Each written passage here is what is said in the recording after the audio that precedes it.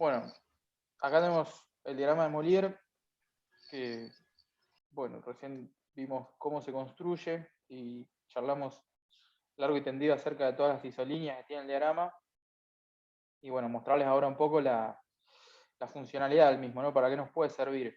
Fíjense que cualquier estado que uno pueda marcar en este diagrama es un estado particular del aire húmedo. Este diagrama está trazado por una presión total de una atmósfera.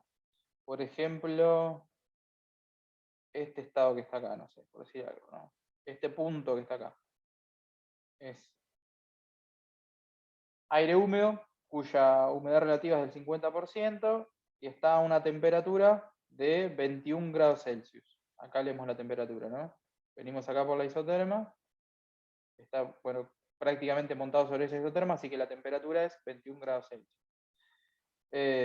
La humedad absoluta la podemos consultar acá abajo. Se me va a mover todo, ¿no? No sé si no creo que no sale ahí. Pero bueno, por suerte corrió sobre esta línea, ¿no? Es 0,08, 0,008, así lo puedo dejar donde estaba, creo que estaba ahí. 0,008 kilogramos de agua por kilogramo de aire seco. Y fíjense lo rápido que leímos todo, ¿no? Todos los parámetros que quisiéramos. También podríamos leer la entalpía acá, fíjense que las isentálpicas son estas líneas que están así. Esta es la de 20, esta es la de 15, esta probablemente sea la de 10. 1, 2, 3, 4, 5. Así que esta es la isontálpica de 10 kilocalorías por kilo. Obviamente que todos estos valores remiten a un estado de referencia para la entalpía.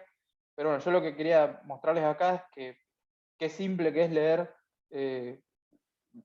los parámetros del aire húmedo. ¿Recuerdan la temperatura de rocío? ¿Qué era la temperatura de rocío? ¿Cuál es la definición de temperatura de rocío?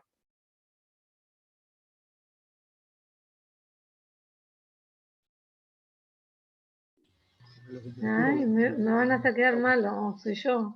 No es la temperatura de saturación a una determinada presión cuando se pasa, no me acuerdo si era, creo que era isobárico. Sí, exactamente, exactamente. Es la temperatura a la cual comienza la condensación si al aire húmedo se lo enfría a presión constante. La temperatura de rocío es un parámetro. Así como para un estado uno puede leer la temperatura, la humedad relativa, la entalpía, cualquier parámetro también puede indicar la temperatura de rocío. Es decir, no está vinculada a un proceso. Ese proceso que se menciona es ficticio, es simplemente para definir. Es imaginar que agarramos a la mezcla de aire húmedo, imaginamos que la enfriamos a presión constante y en el momento que aparece la primera gota de condensación, leemos la temperatura en ese momento y esa es la temperatura de rocío, siempre y cuando el enfriamiento sea a presión constante, ¿no? Entonces, ¿cuál va a ser la temperatura de rocío para este estado? Tendríamos que hacer eso, ¿no? Imaginariamente, tomar esta mezcla de aire húmedo que se encuentra en esta condición inicial, enfriarla a presión constante y ver en qué momento arribamos a la saturación, en qué momento aparece la primera gota de agua. ¿Cómo les parece que va a evolucionar un proceso en este diagrama si la evolución es a presión constante? Si tomamos esta mezcla de aire húmedo y la enfriamos sin modificar la presión. Una pista. No vamos a estar agregando ni quitando agua de la mezcla, ¿no? Estamos simplemente enfriando. Entonces, si no agregamos y ni quitamos agua, ¿qué cosa no va a cambiar seguro? El omega. El omega, exactamente. Va a ser omega constante. Bien, entonces no vamos a mover verticalmente. No agregamos ni quitamos agua. El omega es constante. Nos movemos verticalmente por una línea de isomega. ¿Para arriba o para abajo?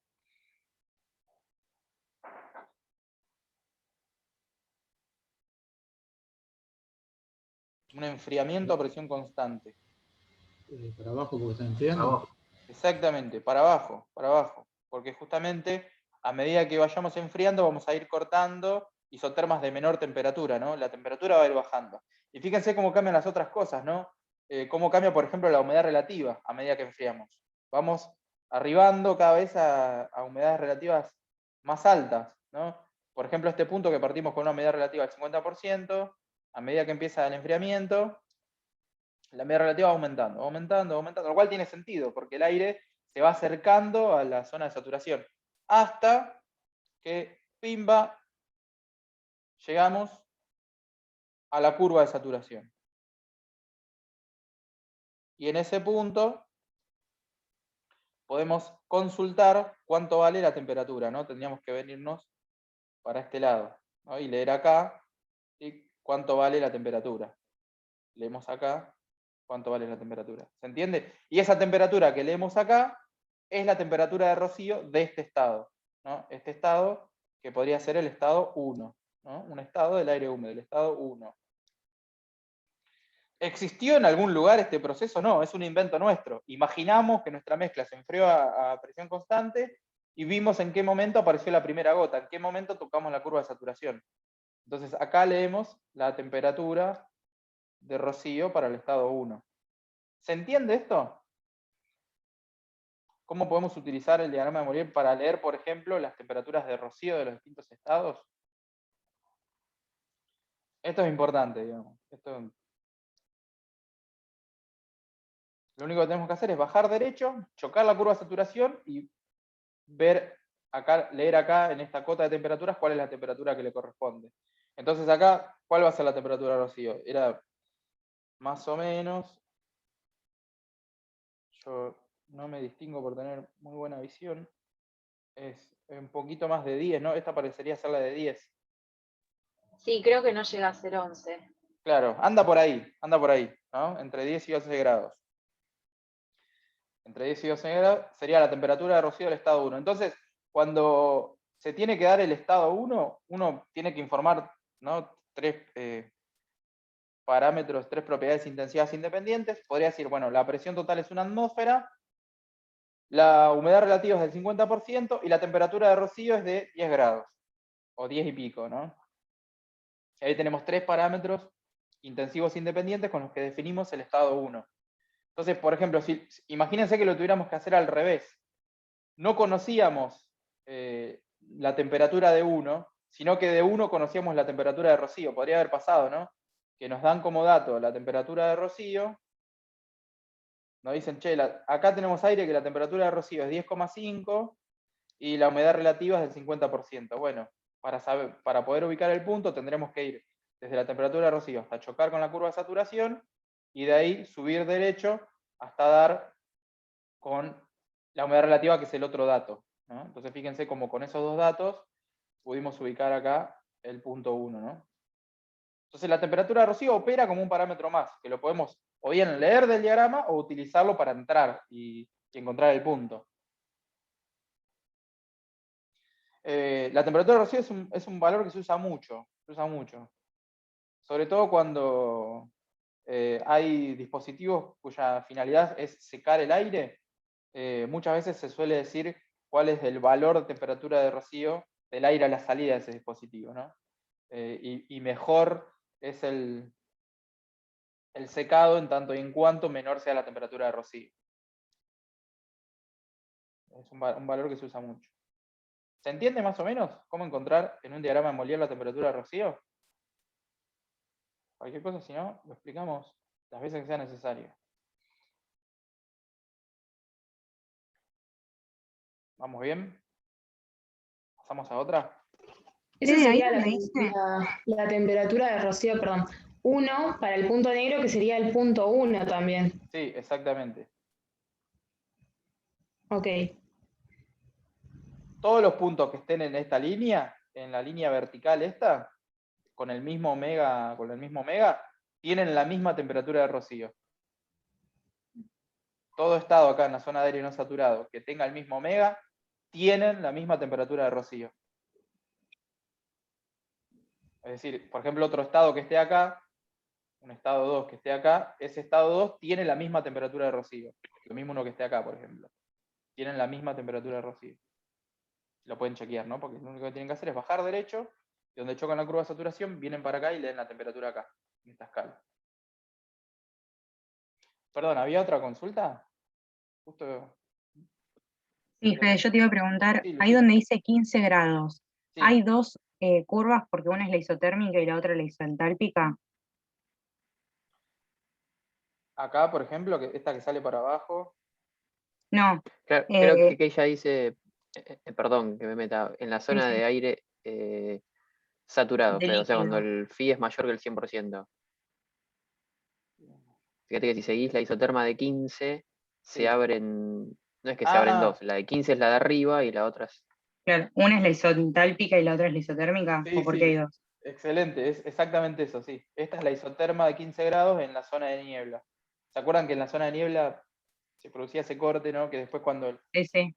cuando se abatía el diagrama quedaban bastante parecidas las pendientes a las pendientes de las isentálpicas. Sí, exactamente. ¿Y Exactamente por eso. qué las otras isentálpicas no siguen en esa zona y Ah, solo no esa sé, sigue? yo calculo que debe ser para no contaminar tanto el diagrama con líneas, pero vos las podés extender y seguirían, digamos, porque ah, creo que debe ser por Claro, eso. ahí solo siguen la de 10, 15, 20 y 5 antes, creo. Claro.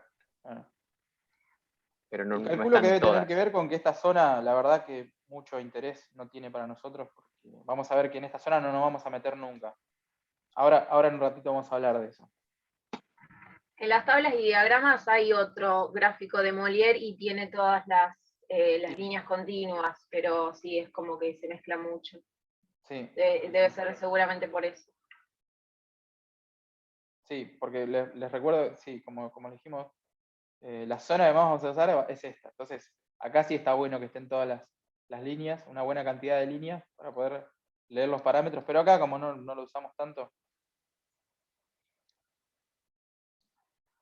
Bueno, está entonces la temperatura de rocío, ¿cómo se halla acá en el diagrama de Molière?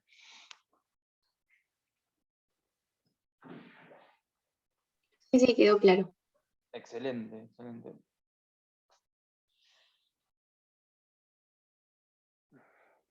Bueno, yo creo que antes de hablar de la temperatura de bulbo húmedo, por ahí podemos hablar un poquito, resumidamente, de algunos procesos sencillos. A ver si puedo hacer un cuadrado blanco para... Bueno, procesos en el aire húmedo. Por ejemplo, vamos a tomar un punto cualquiera. Bueno, el que habíamos elegido estaba lindo. Este que está acá. Temperatura 21 grados Celsius. Temperatura de bulbo seco. Humedad relativa 50%. Bueno, y temperatura de rocío, recién la calculamos, era entre 10 y 11 grados, por ahí.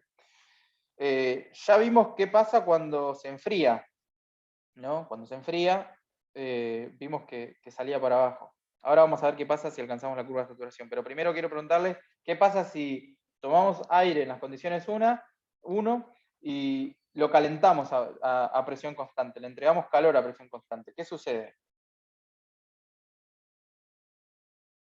Esto lo podríamos representar con algo así, ¿no? Un lugar donde pasa el aire. Si fuera un problema de sistema abierto, ¿no? Tendríamos ahí nuestro volumen de control, donde el aire recibe un calor. Esto es una Q, bastante fea, pero es una Q. Entra acá en las condiciones 1. Lo único que hace es recibir un calor y sale en las condiciones 2 a la misma presión, porque esto vamos a suponer que trabaja de manera a presión constante. Entra una atmósfera, sale una atmósfera, y lo único que le sucedió es recibir un calor. ¿Cómo se traza ese proceso acá? Vamos a suponer que del estado 1, como dijimos, conocemos que la temperatura de bulbo seco es 21 grados. Y el phi es 0,5, ¿no? Tendría que ser una recta, pero ahora va a aumentar la temperatura. Excelente, excelente. Es también una línea recta, pero ahora es una línea recta que va hacia arriba. Y por ejemplo, de la salida, para saber dónde termina el proceso, bueno, tendríamos que conocer otro parámetro. Por ejemplo, no sé, podríamos calentarlo hasta que la temperatura sea más o menos 29 grados, ¿no? Entonces podríamos conocer acá la temperatura de bulbo seco 2 en la salida. Vamos a suponer que nos dicen que es 29 grados centígrados. Y bueno, ya tenemos todo para hallar el estado 2. Porque como conocemos el proceso, que es un calentamiento a presión constante, sabemos que la única posibilidad es moverse vertical para arriba, entonces tenemos que subir vertical hasta que la temperatura de bulbo seco sea 29 grados. Es decir, hasta cortar la isoterma de 29 grados, que no es esta de acá, me parece, ¿no? Y aquí, acá estaría el punto 2. Y por ejemplo, podríamos leer la humedad relativa. La humedad relativa anda por ahí por el, vamos a poner en otro color, la humedad relativa 2, el Φ2, más o menos, creo que es 30%, 0,3 o 30%, como lo quieran informar. ¿Se entiende más o menos este proceso? ¿Cómo sería el balance? Bueno, el balance de masa es bastante trivial, ¿no? Porque caudal másico de aire seco es igual en 1 y en 2. Y también el caudal másico de aire húmedo. Vamos a ver que igual siempre vamos a trabajar con los caudales másicos solo del aire seco. Balance de energía. Balance de energía, si lo quisiéramos plantear, sería caudal másico de aire seco 1. Si quieren aclaramos que es de aire seco 1. Después ya nos acordamos, ¿no? que siempre que trabajamos con aire húmedo, el caudal másico que informamos es el de aire seco, multiplicado por H1, que es la entalpía del aire húmedo, ustedes ya saben cómo se calcula, es toda la energía que está entrando por acá. Está entrando también esta energía en forma de calor, esto sería un Q punto en realidad, más este Q punto, es decir, la tasa de transferencia de calor, igual al caudal másico de aire seco 2, que es igual al aire seco 1, así que si quieren directamente podemos poner caudal másico de aire seco, sin ponerle ni 1 ni 2, total, ya sabemos que es el mismo. Por H2. Sí. ¿Dónde leíste la humedad relativa? Acá, mira, ¿ves? Que el punto 2 está, no sé si está exactamente, pero pareciera estar bastante cerca de esta curva de Isofí. Y acá dice, Sí. lo deben ver del mismo tamaño que yo seguramente, está muy chiquito, pero creo que dice 0,30. Sí, dice 0,3, 0,30 en realidad. Excelente. Bueno, y fíjense, el balance de energía, podríamos despejar acá Q, lo despejo acá arriba, por ejemplo, y nos queda que Q es igual al caudal másico de aire seco, multiplicado por qué cosa, nos queda por H2 menos H1, ¿no? Y fíjense cómo el diagrama también nos sería muy útil para sacar las entalpías directamente. ¿Cómo leemos las entalpías acá? Alguien que esté atenta, además de Lucía, que siempre está muy atenta. Bueno, muchos y muchas de ustedes también lo están, ¿no? Pero hoy Lucía nos salvó la clase con su aporte. ¿No tendrías que seguir como las líneas que están como inclinadas, que justamente son las de entalpía? Sí, exactamente. Morena, ¿no? Sí, y usás las Excelente. cotas que tenés a los costados. Excelentísimo. Miren, las isontálpicas, bueno, la de 1 es esta que está acá, que era la de 10. 10, creo. Sí. Justo lo tapé con mi cuadrito.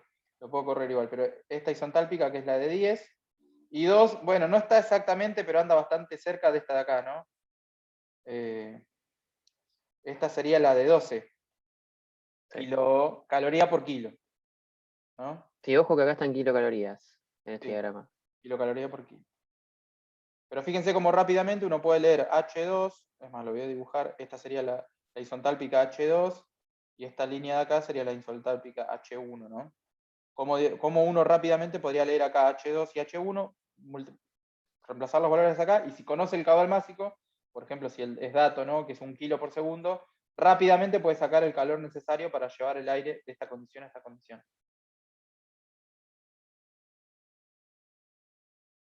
¿Se entiende el proceso, más o menos?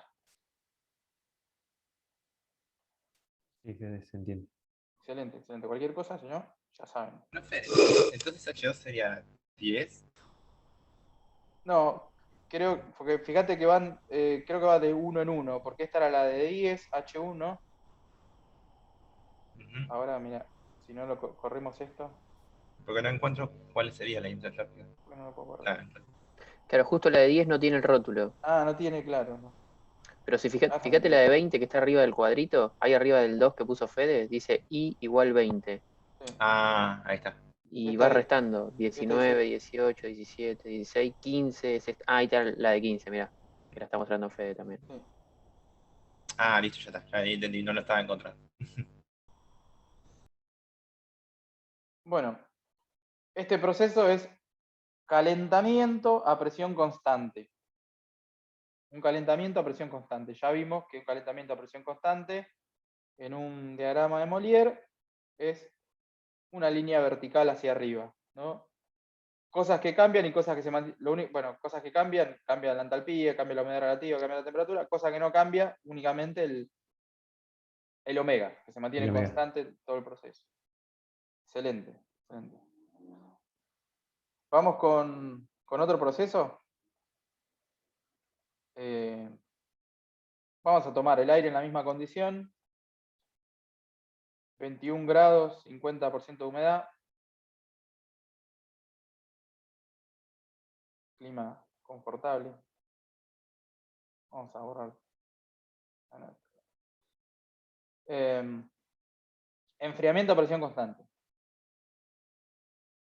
Al final me era más laborioso borrar todo que volver a dibujar aquello. Enfriamiento a presión constante.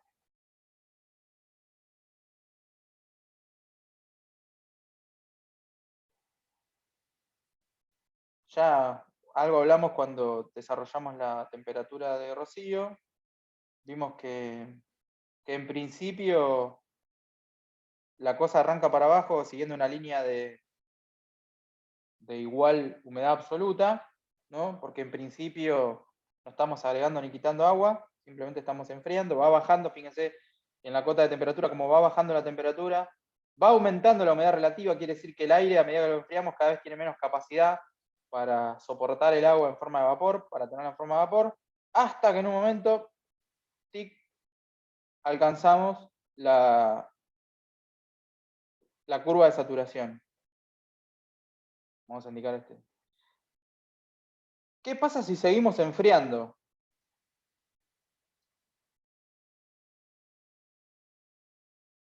Básicamente dos posibilidades, ¿no? Una sería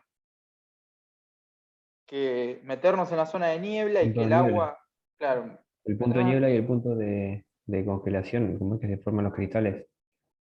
Sí, en el aire. bueno, si seguiríamos enfriando podríamos llegar incluso a la zona de niebla sólida, pero en principio nos meteríamos en la zona de niebla, siempre y cuando esté todo muy tranquilito, se forme la niebla y el agua queda ahí suspendida, ¿no? Como pequeñas gotitas ahí colgadas, ¿no? Que no terminan de precipitar porque no tienen la masa suficiente. Pero bueno, vamos a no imaginar que entramos en esa zona porque requiere de toda esa condición especial, sino que cada gotita de agua en forma líquida que aparezca, ¡pum!, precipita, se va al fondo y la recolectamos con una bandeja, por ejemplo, ¿no? Entonces, el aire húmedo va perdiendo humedad, ¿no? Si seguimos enfriando. Porque cada gota de agua líquida que es expulsada del aire húmedo, es decir, que era vapor y ahora es agua líquida, y es expulsada del aire húmedo, cae en el fondo y la vamos juntando en una bandeja. Entonces, lo que está en fase gaseosa... Sí, va a cambiar el omega. Claro, exacto, exacto. Lo que permanece en la fase gaseosa junto con el aire, ese aire húmedo va a ir bajando el omega. Nosotros vamos a ir enfriando. Vamos a suponer que enfriamos hasta esta temperatura, ¿no?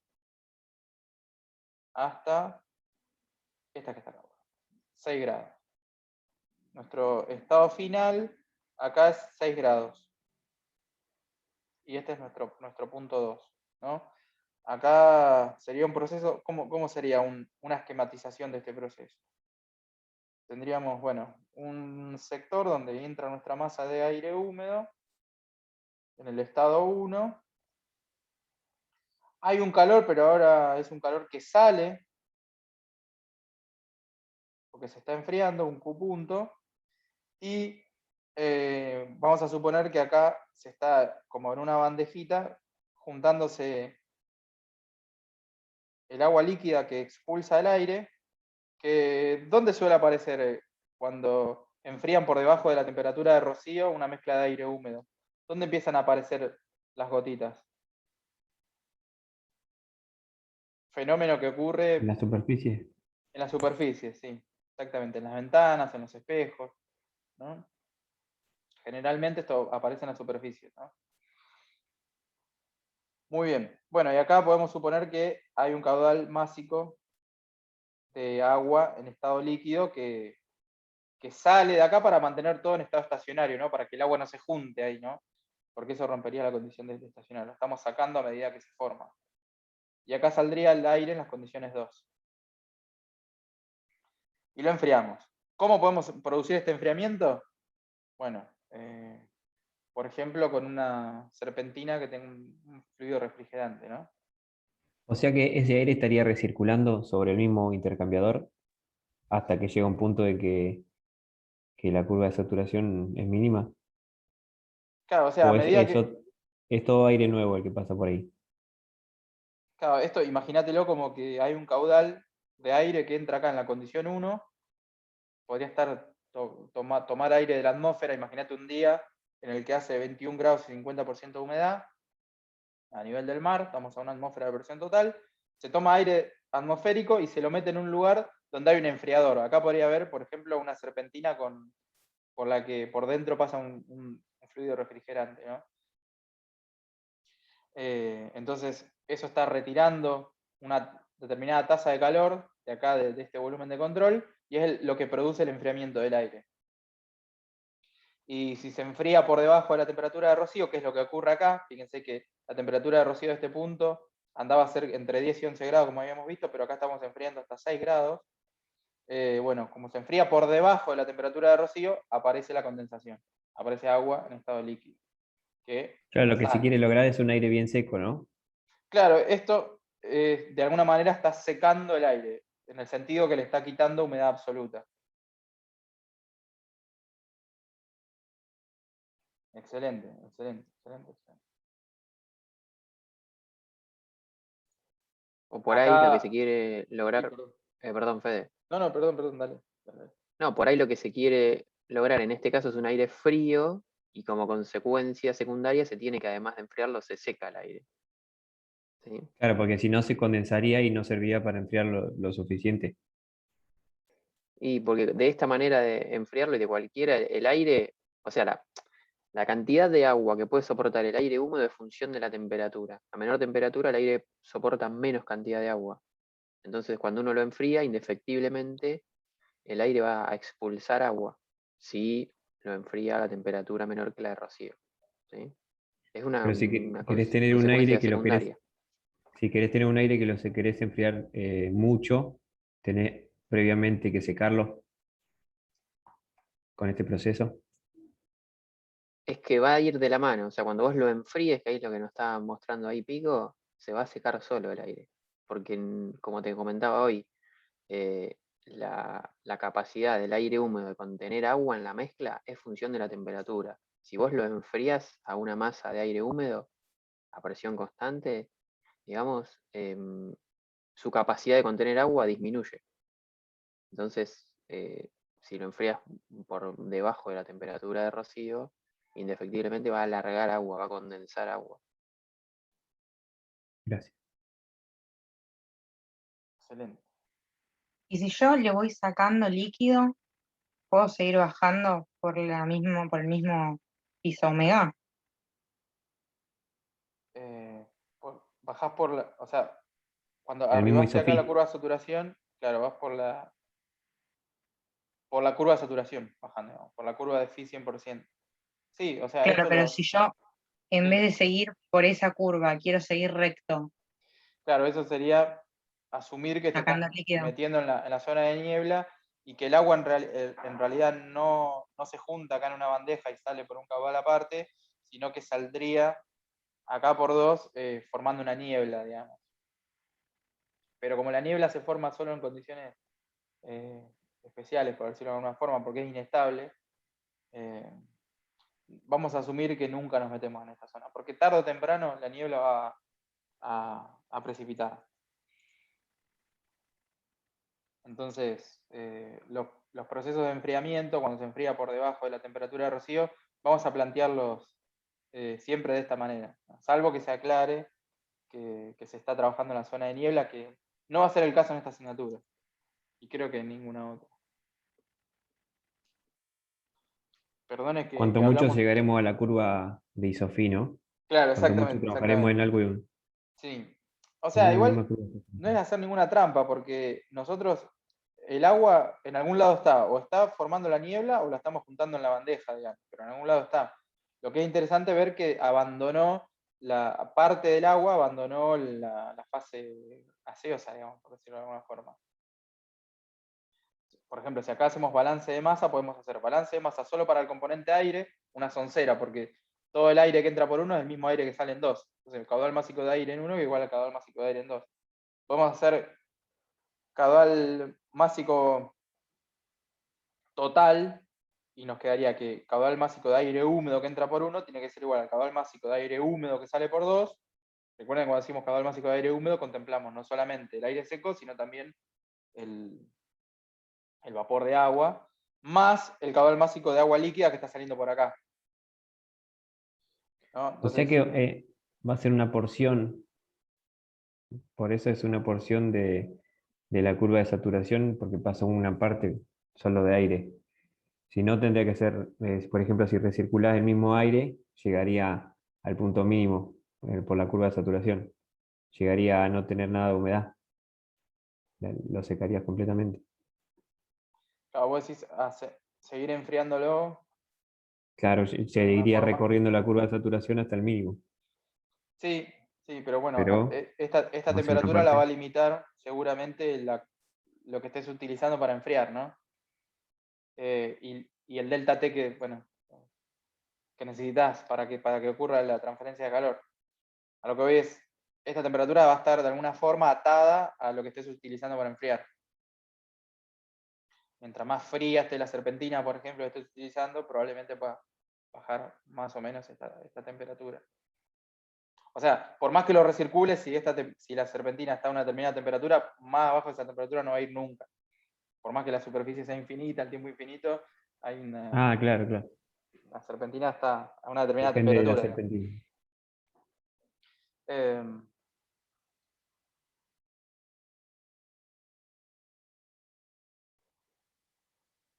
¿Cómo calculamos? Fíjense qué pasa si hacemos balance de masa solo para el componente agua, ¿no? ¿Cuánta agua entra acá en uno? Balance de masa para el componente agua. Es decir, lo que vamos a pensar ahora es, toda el agua que entra tiene que ser igual a toda el agua que sale, si esto está en régimen permanente, ¿no? Entonces, toda el agua que entra por uno, y entra como vapor sobrecalentado, ¿no? Porque entra acá en estas condiciones. Cuando el aire no está saturado, el vapor es vapor sobrecalentado. O sea, toda el agua que está entrando acá en nuestro volumen de control entra como vapor sobrecalentado junto con el aire. ¿Y cuánto es eso? ¿Cuánto es el agua que entra por uno? Vamos a Omega. suponer que conocemos como dato el caudal másico de aire seco. ¿No sería omega Excelente. Omega multiplicado por qué? por la cantidad de masa de aire seco? Excelente, excelente. Toda el agua que entra por uno es caudal másico de aire seco. Impecable. Por omega 1. ¿No? Porque recuerden que el omega tiene unidad de kilogramo de agua sobre kilogramo de aire. Entonces el kilogramo de aire que está abajo en el omega se lleva puesto al kilogramo de aire que tiene el caudal másico arriba, y esto les queda kilogramo de agua sobre segundo, digamos, es caudal másico de agua solamente. Está bien, perfecto. Esto así, multiplicado por el omega 1, es el caudal másico de agua que entra por 1. Bueno, y todo el caudal másico de agua que entra tiene que ser igual a todo el caudal másico que sale, si está en régimen permanente. ¿Cuánta agua sale por 2?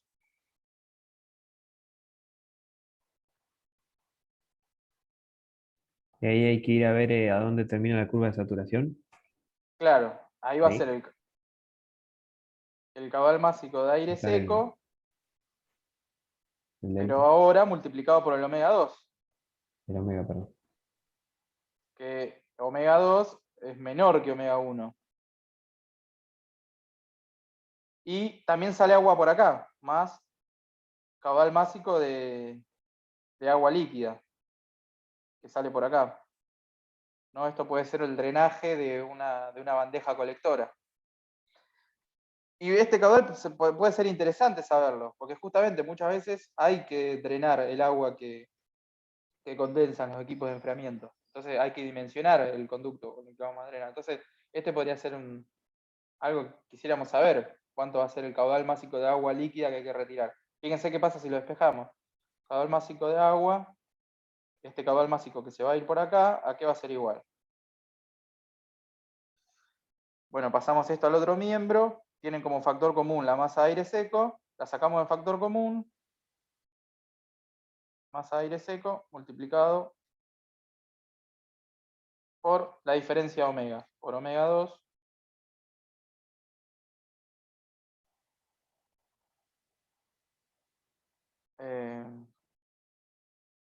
¿Está bien esto? ¿Por qué me quedó?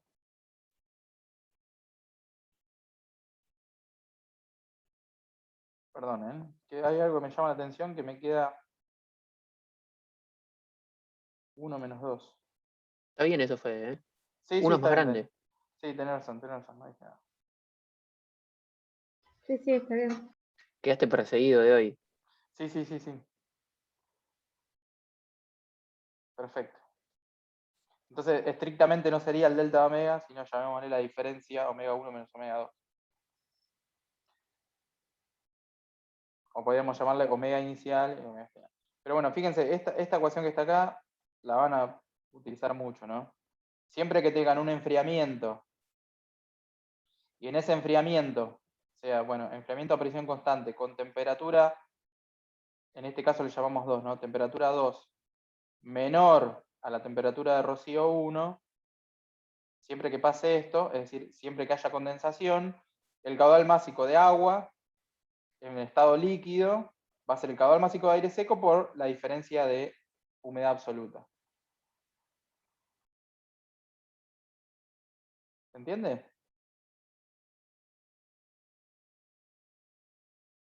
Vamos a suponer que el caudal másico de aire seco acá es 1 kilo por segundo. ¿No?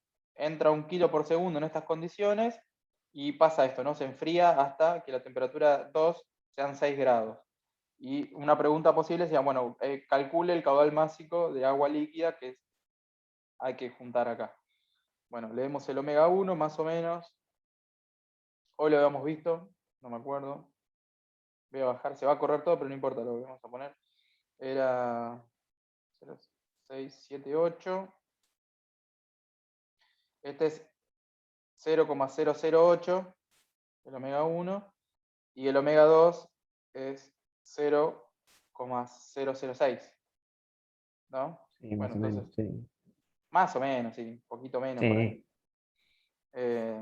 Pero bueno, ahí poniendo haciendo el omega 1, 0,008 menos 0,006, le da 0,002 multiplicado por esto, bueno, ahí estiman el caudal másico de agua en estado líquido que hay que ir sacando, ¿no?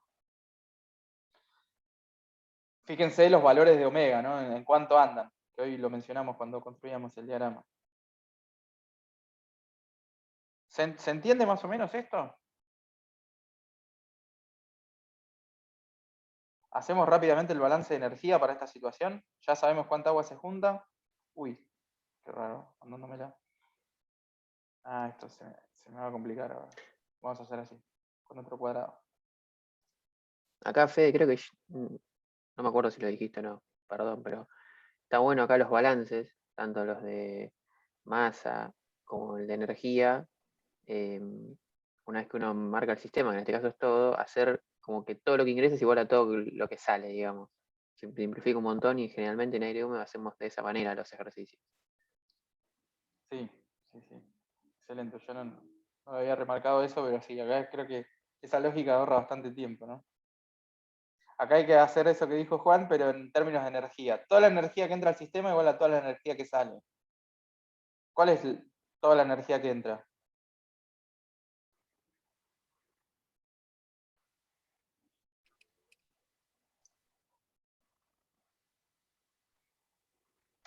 Yo te ayudo. Están mirando el partido de Colombia, Venezuela. ¿Hay Acá lo partido único que ahora? ingresa es la, ¿No es el la corriente caudal 1, del aire digamos. seco Muy gracias por avisarme. por la entalpía? Sí, sí, Lucía, exactamente. Es caudal másico de aire seco por H1 es toda la energía que entra por acá, ¿no? Que es el único lugar donde algo entra, ¿no? Que es por acá. Eso es toda la energía que entra. Tiene que ser igual a toda la energía que sale. Y toda la energía que sale son 3. Sale Q, sale toda la energía que se lleva acá a la corriente 2, que va a ser el caudal másico de aire seco por H2. Y sale también la energía que se va acá junto con el caudal de agua líquida. Caudal másico de agua líquida, o de agua, por H del agua. Bueno, acá por ejemplo, no sé, podríamos, si quisiéramos, despejar Q. ¿No? Por ejemplo, si tuviéramos que conocer cuál va a ser la potencia en forma de calor que hay que retirar de este sistema para que se produzca este proceso, bueno, podríamos despejar Q, por decir algo, ¿no? Después cada problema tendrá su... Y bueno, nos va a quedar algo así. Este pasa para acá.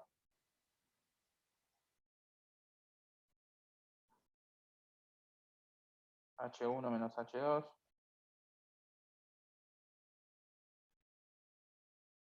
Y este nos queda menos, ¿no? Yo pienso en el otro miembro para dejar positivo este. Fíjense si no me mandé una macana que... Por ejemplo, ¿no? Y... Sí. Y acá, bueno, ahí tendríamos, por ejemplo, despejado la potencia en forma de calor que habría que retirar de acá. Bueno, acá me dicen por cucaracha que el partido no estaría muy entretenido aparentemente. ¿Se entiende más o menos el proceso? Ya vimos cómo era la joda cuando calentábamos, el aire húmedo a presión constante. Cuando se enfriaba, vimos qué pasaba cuando se enfriaba por encima de la temperatura de rocío, que era muy parecido al calentamiento, pero para abajo, y un enfriamiento por debajo de la temperatura de rocío, ¿no? Que está la condensación, ¿no? Aparece la condensación.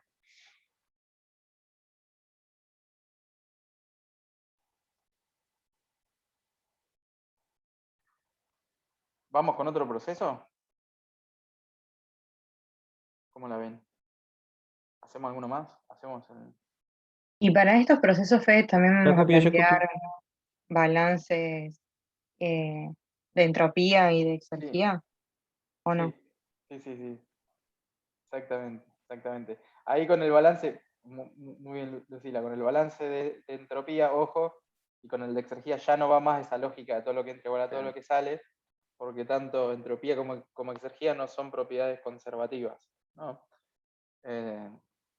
Entonces acá, bueno, hay que tener un poco más de atención. Ahí sí hay que, por ahí es mejor ir a la vieja escuela, ¿no? Si quisiéramos hacer balance de entropía acá, ¿no?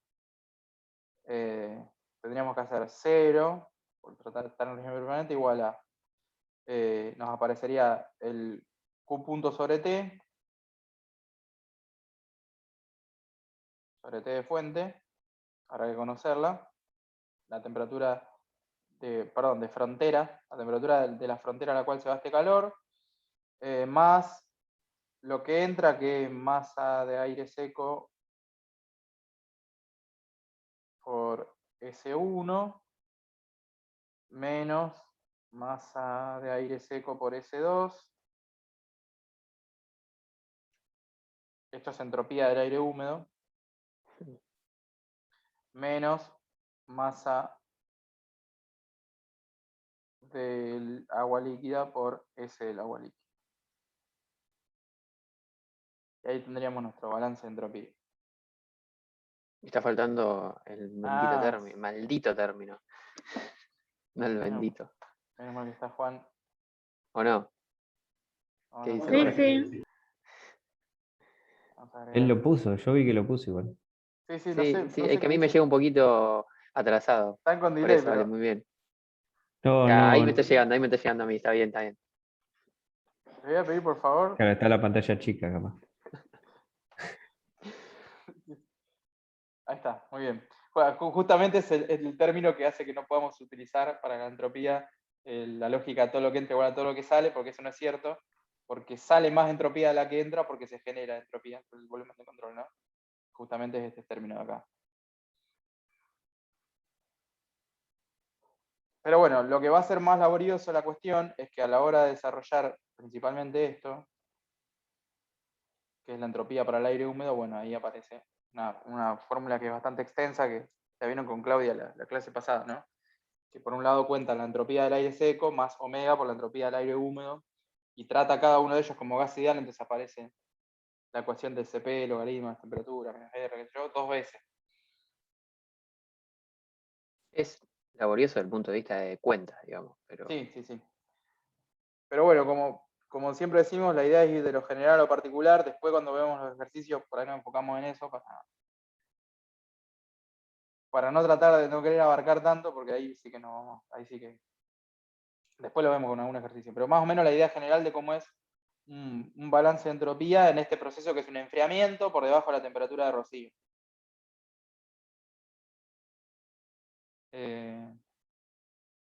Bueno, y por ahí si quieren discutimos alguno más, así nos tenemos para poder ir pensando. Bueno, esto ya no. Entonces vamos a hacer un espacio más grande.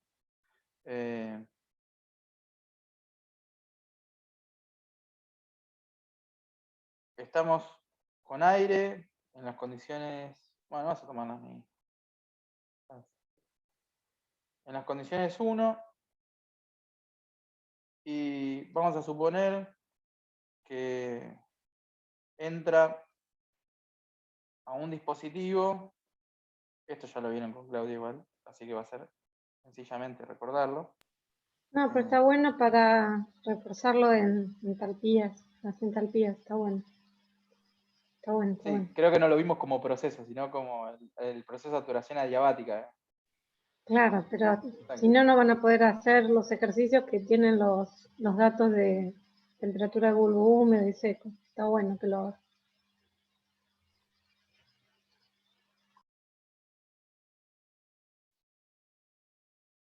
Bueno, vamos a imaginar la siguiente situación. Tomamos aire de la atmósfera que está en la condición 1, en la condición que siempre trabajamos hoy, y entra a un lugar donde lo único que se le hace es rociarle agua líquida. Hay ahí un spray de agua en estado líquido. Esto además está diabatizado, así que no intercambia calor con el medio, ¿no? ¿Para qué me embarqué en hacerle esto? Bueno, lo único que se le hace a esta mezcla de aire húmedo es rociarle agua en estado líquido. Es más, de hecho tendríamos que aclarar que el agua esta está líquida. H2O en estado líquido. Ahora vamos a ver por qué aclaramos y remarcamos que está en estado líquido. Es un proceso especial. ¿Se acuerdan que nosotros insistimos que en todo problema que tienen que resolver, una de las primeras cosas que tienen que hacer es identificar el proceso especial? Bueno, estos son los procesos especiales para el aire húmedo. Ya vimos lo que es el calentamiento, el enfriamiento, y bueno, ahora nos toca la humidificación adiabática.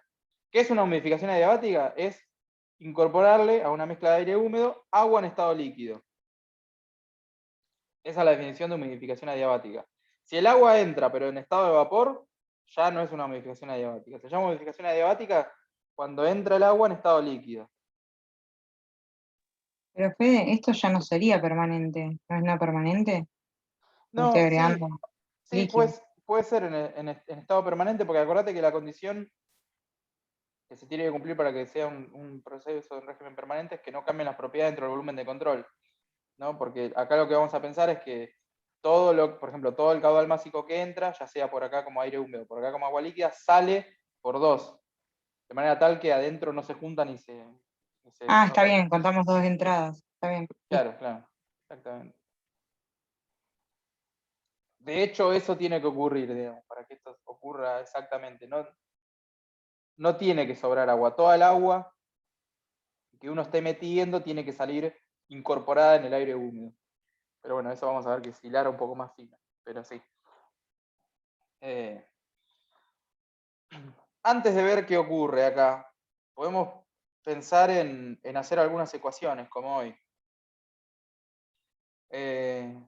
Por ejemplo, balance de masa. Balance de masa, bueno, para el aire es trivial de vuelta, porque todo el aire seco que entra por 1 es el aire seco que sale por 2, no hay demasiada historia ahí. De hecho, bueno, ahora se pueden dar cuenta por qué siempre elegimos trabajar en el aire húmedo, a hacer todo referido al caudal másico de aire seco, porque ven que en la mayoría de los procesos no cambia el caudal másico de aire seco y es todo más simple. Pero pensemos en el balance de masa para el componente agua, por ejemplo. Ahí tendríamos que pensar toda el agua que entra igual a toda el agua que sale. Bueno, toda el agua que entra por 1, esto ya lo vimos ahí hace un rato, ustedes lo saben, es caudal másico de aire seco por omega 1, eso es todo el caudal de agua que entra por 1. Entra también el caudal másico de agua, ahora es entrante, no es saliente, está del lado del miembro en el miembro de los entrantes, digamos, de este lado. No, acá ya me la estaba mandando. Uy, hablando de, como para variar, tengo que acordarme que tengo que borrar con mucho cuidado acá. Es igual a toda el agua que sale. Caudal másico de aire seco.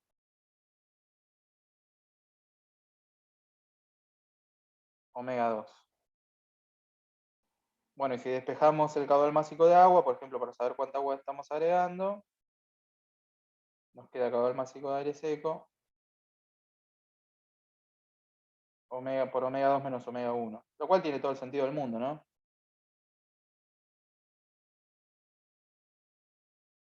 Al revés acá. Omega 2, esto es 1. El omega 2 ahora va a ser más grande necesariamente. Todavía no sabemos bien cómo hacer el proceso acá, ahora ya lo vamos a descubrir. Pero el omega 2 en principio es más grande que el omega 1. O sea que el punto 2 va a estar a la derecha, eso seguro, va a estar con un omega mayor. ¿Qué pasa ahora con el balance de energía?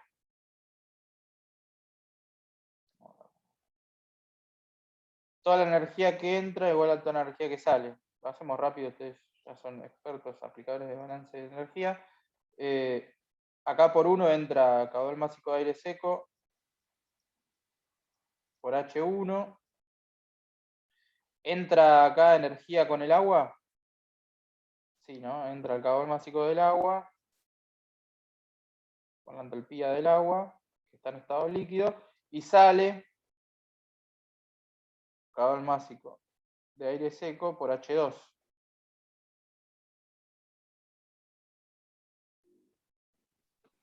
Y en todos No estos sale, ejemplos consideramos que la diferencia de velocidad no es mucha. Sí, te entiendo. ¿Podés decir para despreciar las variaciones de energía cinética? Cinética. Sí. Como siempre le decimos, la energía cinética es despreciable, mejor dicho, la energía cinética se desprecia cuando es despreciable. Eso no es por decreto, digamos. Uno en cada caso tendrá que hacer la cuenta, si estás evaluando un proceso real, ¿no? Hacer la cuenta y ver si efectivamente es significativa o si pasa a ser un efecto de segundo o tercer orden. La mayoría de los casos ocurre que no es significativo. Por eso acá directamente ni la mencionamos. Así, muy bien, no Lucila, que hay que estar atento ahí, ¿no? no hay que detallar también que sale agua en el segundo término. No, porque en realidad, muy buena ahí la cuestión. Vamos a suponer que el agua que estamos incorporando va a salir va a salir en la corriente de aire húmedo 2. No sobra agua, no sobra agua. Vamos a suponer eso también, que no sobra agua. Es decir, acá no es que le ponemos cualquier cantidad de agua, sino que prestamos atención de que no esté sobrando, ¿no? Que toda el agua que uno se meta se evapore, ¿no? Y se incorpore a la mezcla de aire húmedo y salga acá en 2. ¿Se entiende? O sea que no tendría influencia en la energía de salida del aire. Bueno, ahora vamos a ver, justamente para eso estamos planteando el balance de energía, ¿no? Fíjate qué pasa si despejamos, por ejemplo, juntamos peras con peras, ¿no? Agarramos el caudal másico de aire seco y lo juntamos. Por ejemplo, paso este a este miembro, nos quedaría que caudal másico de aire seco, de este lado nos quedaría H2 menos H1, igual al caudal másico del agua por entalpía del agua líquida. Y esto es lo que tenemos que linkear con la clase de Claudia del martes.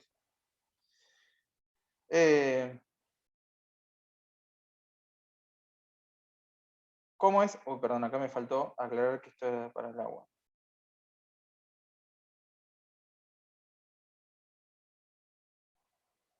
Las cantidades de agua que uno agrega, acá, si tiene presente esto, ¿no? El hecho de que no va a sobrar agua, no es que tira agua indiscriminadamente y se junta acá y hay que sacarla, sino que tira exactamente una cantidad que el aire se la va a poder llevar evaporada. Este caudal másico va a ser un caudal másico muy chico comparado con este, ¿no? Porque fíjense que este caudal másico estaba relacionado con una diferencia de omega. O sea, era este multiplicado por una diferencia de omega. Ya el omega de por sí es chico. Imagínense una diferencia de omega, más chico todavía. Entonces, este caudal respecto a este es muy chico. Y si el agua está en estado líquido, la entalpía del agua líquida, medida en kilocalorías, puede ser entre 0 y 100, digamos, kilocalorías por kilo. Entonces, lo que ocurre es que todo este término resulta ser muy chico.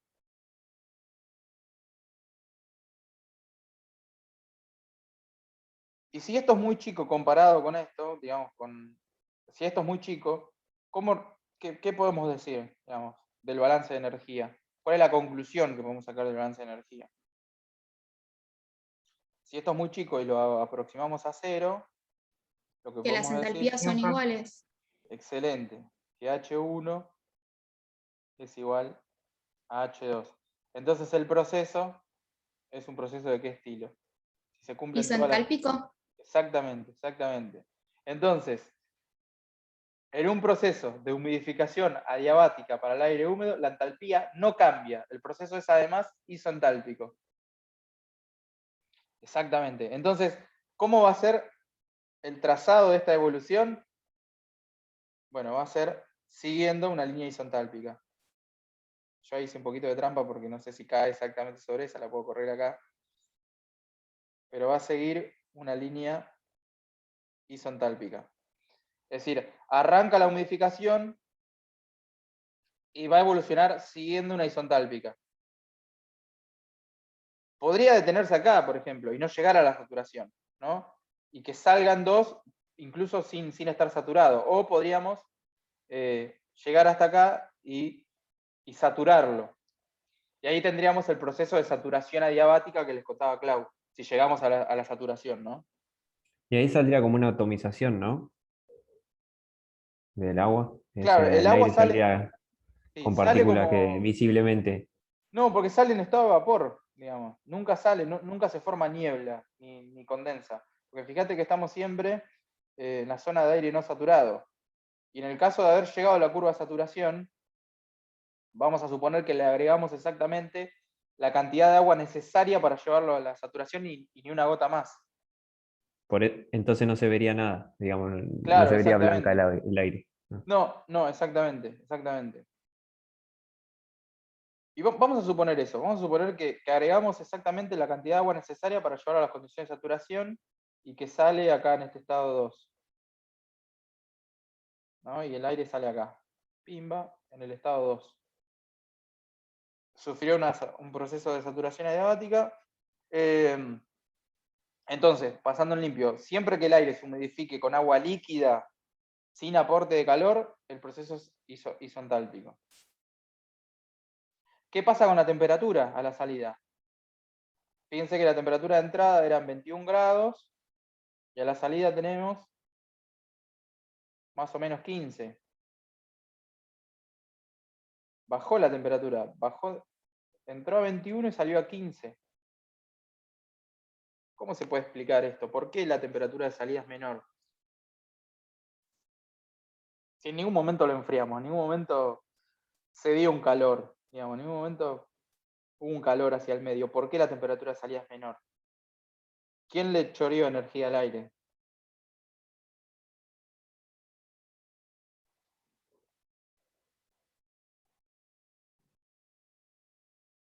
El agua entra a menor temperatura, ¿no? No tiene tanto que ver con la temperatura del agua. Vamos a ver que la temperatura del agua no tiene prácticamente incidencia. Pero lo que sí tenemos que prestar atención en el agua es que el agua entra en estado líquido y sale en estado de vapor. Por lo que hablábamos recién, Ale, de que acá el agua sale solamente en estado de vapor. No la vemos, digamos, sale como vapor, sale en la mezcla de aire húmedo. Entonces, esa energía para pasar del estado líquido al estado de vapor, ese calor latente de vaporización, lo tomó del aire. Y por eso se produce el enfriamiento. Y ese enfriamiento se llama enfriamiento evaporativo. Muchos ejemplos de ¿Es enfriamiento otro evaporativo. proceso especial? Claro, en realidad el proceso especial es este que se llama humidificación adiabática. Humidificación, sí. Humidificación adiabática. La humidificación adiabática es con agua líquida y sin intercambio significativo ni de calor ni de trabajo. O sea, lo único que hace el sistema es recibir agua en estado líquido. Aire no saturado en el cual le ponen agua en estado líquido. Y el enfriamiento evaporativo es un resultado de este proceso. Exactamente, exactamente. Si se cumplen todas esas condiciones, se produce un enfriamiento evaporativo. Se utiliza un montón en la industria el enfriamiento evaporativo, por ejemplo, para disminuir la temperatura de entrada del aire en las turbinas de gas, para aumentar su rendimiento, porque como los compresores de las turbinas de gas mueven más o menos siempre el mismo caudal volumétrico, mientras menor sea la temperatura, mayor es la densidad o menor es el volumen específico, entonces mueven un mayor caudal másico para el mismo caudal volumétrico, y hay más oxígeno disponible en la cámara de combustión y se aumenta el rendimiento de la máquina. Entonces, ahí se utiliza, ¿no? Se pulveriza agua en la admisión para bajar la temperatura por enfriamiento evaporativo y que entre más caudal másico. Es una aplicación industrial, digamos, del enfriamiento evaporativo. Andan dando vuelta también unos equipos que los venden como si fuesen aires acondicionados, pero en realidad suelen ser portátiles. No digo que no los haya, porque hay aire acondicionados portátiles con ciclo de refrigeración, como manda, pero también están estos que son un invento que lo único que hacen es justamente tener una bandeja donde el aire pueda conectar agua o pulverizarla, y por enfriamiento evaporativo le disminuye la temperatura al aire. Y muchísimos ejemplos en la biología también, ¿no? Por ahí son mucho más interesantes. El perro jadeando, ¿no? El típico ejemplo del libro. Los perros no tienen, en la piel no tienen, acá donde saco un poco la guitarra, ¿no? Porque de estas cuestiones no entiendo. Prácticamente yo no entiendo mucho de nada, ¿no? Pero este ejemplo está en todos los libros, ¿no? Que los perros que no tienen glándulas sudoríparas en la piel, vieron que cuando tienen calor, ¿qué hace el perro cuando tiene calor? Jadea, Saca la lengua. Jadea, exactamente, jadea. Entonces pensemos desde el punto de vista termodinámico qué está ocurriendo en el perro cuando saca la lengua y jadea. La lengua está impregnada de saliva, que podemos pensar que en buena medida es agua, ¿no? Y entonces, al jadear, está haciendo pasar una corriente de aire por la lengua que está empapada en agua, y la corriente de aire no saturado, al pasar por ahí, hace que el agua pase de estado líquido a estado de vapor para incorporarse en la mezcla de aire húmedo, como está pasando acá, es decir, está pasando del estado líquido, que sería la saliva del perro, y se evapora y produce un enfriamiento. Entonces, el perro se está refrescando con el mismo método, digamos. evaporando parte de su saliva, produciendo un enfriamiento evaporativo. Y de hecho la lengua tiene una circulación muy importante de sangre, entonces también tiene una buena oportunidad de intercambiar calor en esa zona. Pues el perro, cuando ven un perro jadeando, es que el perro tiene calor, digamos. No transpira como nosotros, que sí tenemos glándulas sudoríparas, sino que jadea. Interesante. Sí, ¿no? Sí. Fede, lo que es bueno por ahí ahora es relacionar las temperaturas de bulbo húmedo y seco, si querés. Ah, sí, claro, mirá, qué oportuno tu comentario, porque me había olvidado por Porque completo. ya que estabas con la temperatura de saturación adiabática y demás, así ya lo pueden trabajar ellos eso. Exactamente. Qué grande, claro. Bueno, ¿se acuerdan que uno de los parámetros que les contó Claudia para definir el estado de una mezcla de aire húmedo era la famosa temperatura de bulbo húmedo?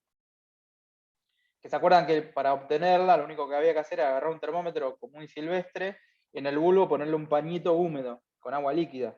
Bueno, pensemos si eso que estamos haciendo con el termómetro no se parece un poco a este proceso, ¿no? Tenemos aire húmedo en el cual estamos incorporando agua. Y recuerdan que la temperatura bajaba y se establecía en un valor inferior. Bueno, justamente, la forma de leer la temperatura de bulbo húmedo, acá en el diagrama de Molière, es imaginar exactamente esto. Vamos a suponer que queremos saber la temperatura de bulbo húmedo del estado 1. Bueno, lo único que tenemos que hacer es ir por la isentálpica hasta la curva de saturación, y cuando llegamos a la curva de saturación, venimos acá y leemos la temperatura. Y acá obtenemos la temperatura de bulbo húmedo. Temperatura de bulbo húmedo. Y esto es interesante, ¿por qué? Porque fíjense que uno podría tener como dato la temperatura de bulbo seco, 21 grados, que la mide con un termómetro común y silvestre, 21 grados, y tiene otro termómetro aparte donde le hace esta joda de ponerle un paño húmedo en el bulbo, y ese otro termómetro marca 15 grados. Entonces con esos dos datos, uno viene al diagrama de Molière, hace así, pim, ¿no? Por ejemplo, viene con el termómetro que marca 20 grados, sabe que el punto va a estar sobre en algún lugar de esta isoterma de acá. Tendría que poner en otro color, me parece, si se entiende mejor. Si la temperatura, el termómetro que no tiene nada en el bulbo, el común y silvestre, marca 21 grados, el estado está en algún punto de esta isoterma. Y el otro termómetro que les marca la temperatura de bulbo húmedo, saben que tienen que venir hasta acá, hasta chocar la curva de saturación y subir por la isentálpica. Entonces, donde se crucen esas dos curvas,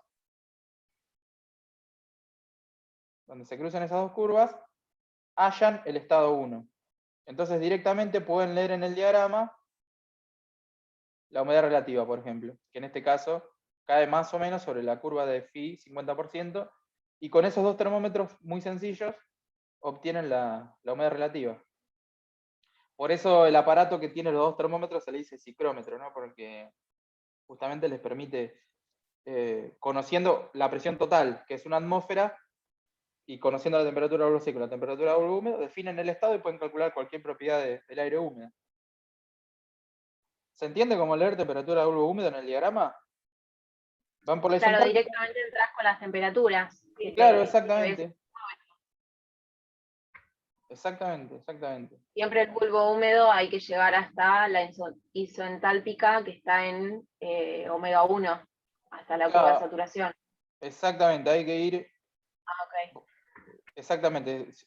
Si tu termómetro bulbo húmedo marcaba 15 grados, ibas por acá por la isoterma de 15 grados hasta chocar la curva de saturación, y de ahí subís a entalpía constante. Hasta que te cruzas la temperatura de bulbo seco, ¿no? Y ahí tenés el estado 1. Perdón, Fede.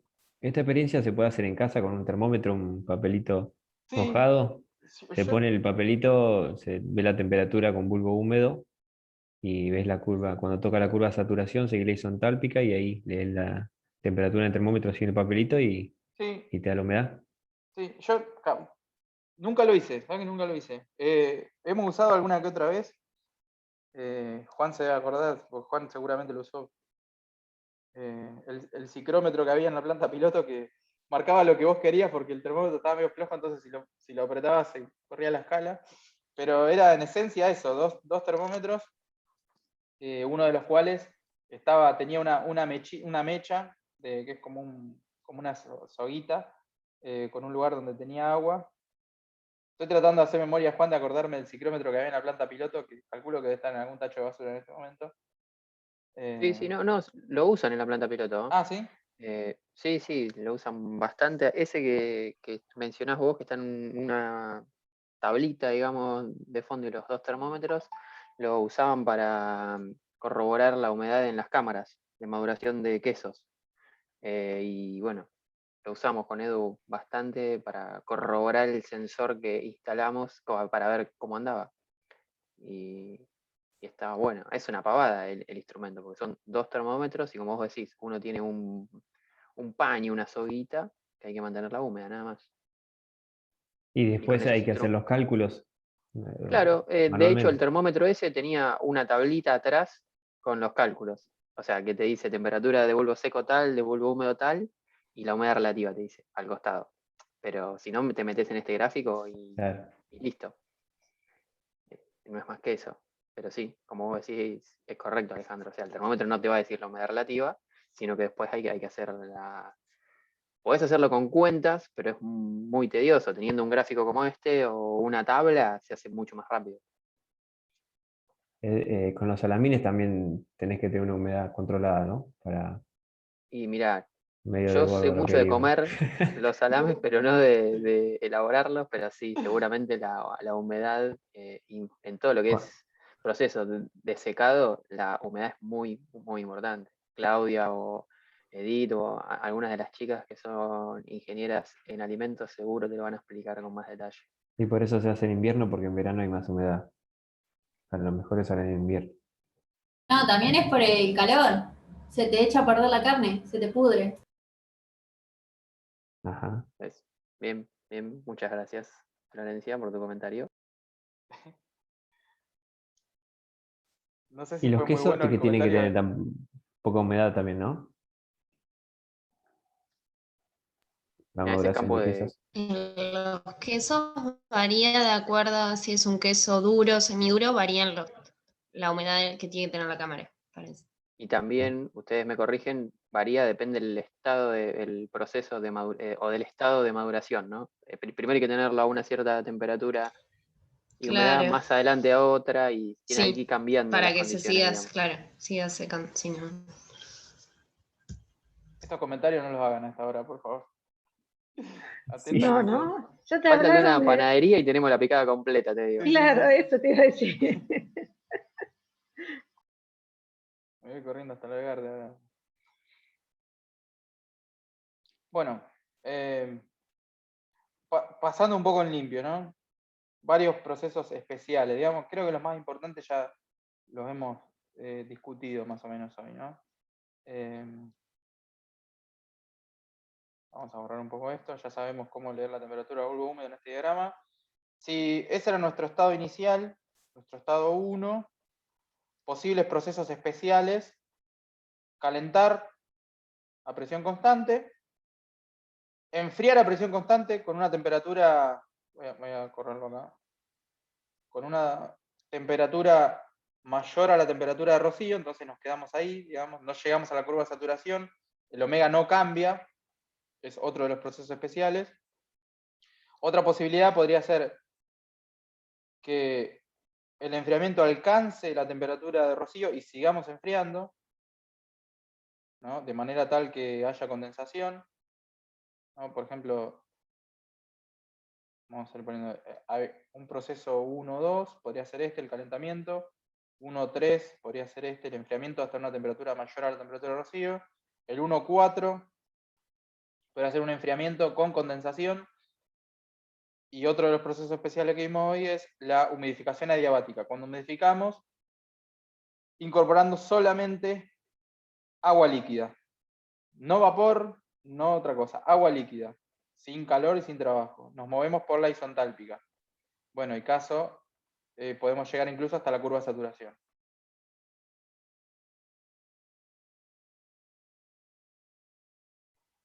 ¿no? Y acá podría ser el proceso 1.5, ¿no? Procesos especiales del aire húmedo. Bueno, hoy creo que se van con la cabeza como una calabaza más o menos de todo lo que hablamos. Pasa que si no discutíamos un poco esto, no sé si vamos a poder avanzar mucho con los ejercicios.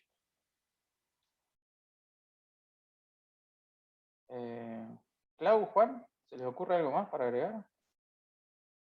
Perdón, Fede, Parece que está bien.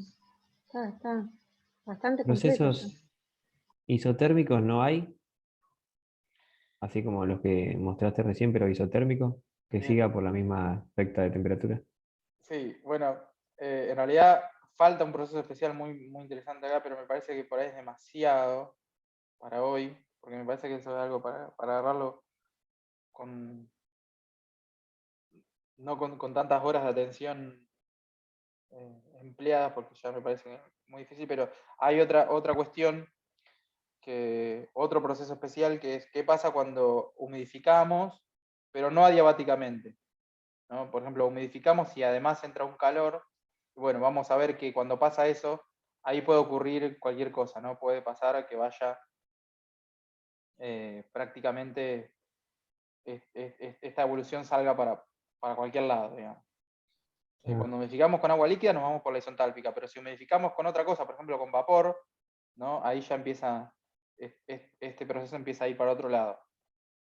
Ya no se cumple esto, de que la entalpía que incorpora en la humidificación es despreciable, porque ahora entra vapor, que tiene mucha entalpía, bueno, eso hace que se rompa la condición de isotálpico, y bueno, agarra por otro lado. Y uno podría lograr, si mete la cantidad de energía justa, ya sea humidificando con vapor o humidificando con agua líquida, además generando un calor, para hacerlo ir por la isoterma. Sería rebuscado, pero se podría, Ale, porque uno tendría que compensar el enfriamiento evaporativo con la incorporación de energía en forma de calor, por ejemplo, y hacerlo ir a temperatura constante.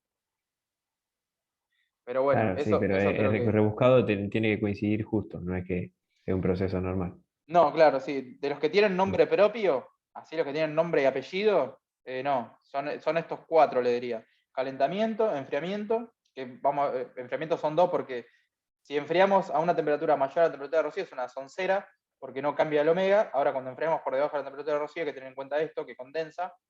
Y la humidificación, que va por la isotálpica. La humidificación adiabática, humidificación con agua líquida sin aporte de calor, que va por la isotálpica. Esos son los que tienen nombre propio, digamos. Sí, son los más comunes en la industria también, por lo menos en alimentos ustedes dirán en industrial, pero en alimentos son los más comunes de tratamiento de aire.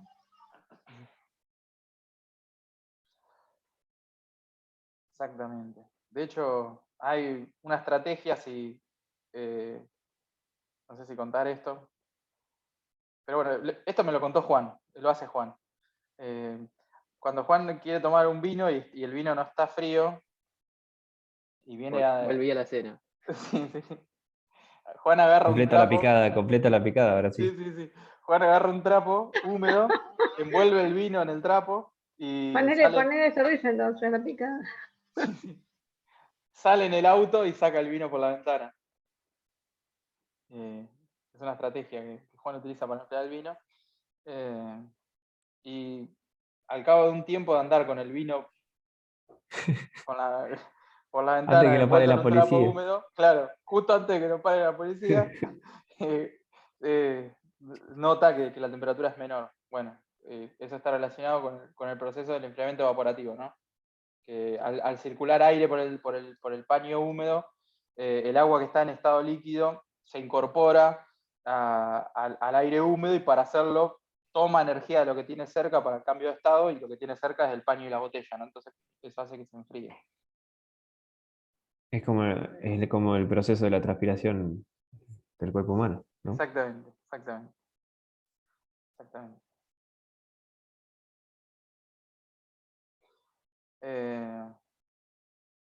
Bueno, nosotros como siempre estamos disponibles hasta las 20, así que no sé si quieren nos separemos ahora en grupitos.